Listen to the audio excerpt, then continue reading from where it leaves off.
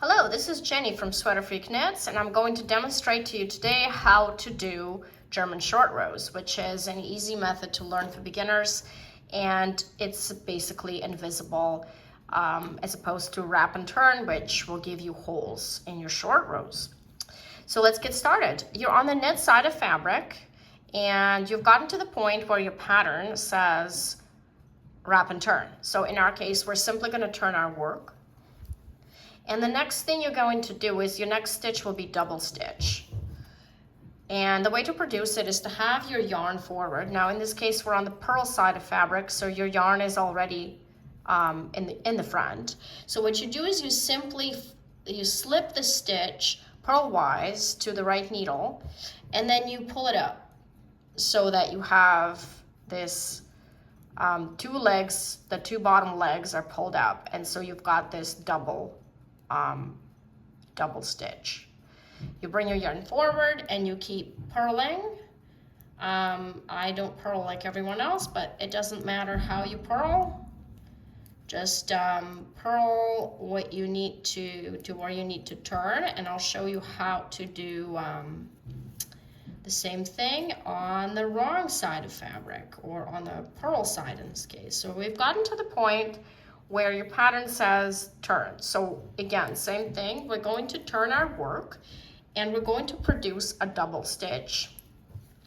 Because your yarn is on the back, you need to bring it forward, and you're going to slip this stitch purlwise onto the right hand needle, and the next thing you're going to do is pull it up, and again, here's your double stitch.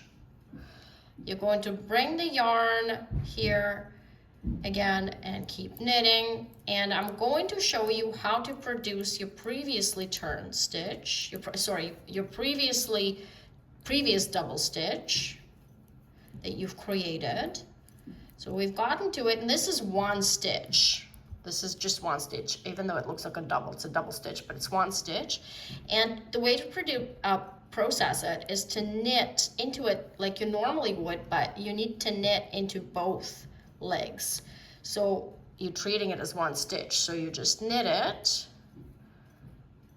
and then you knit the next two stitches, and you can't even tell that you had a short row. Let's turn our work again, and I will show you how to process the stitch on the purl side of fabric. So again, we're creating this, pulling it up, bring yarn forward, we're going to purl, and we're going to purl to the point of the double stitch you created on the previous row.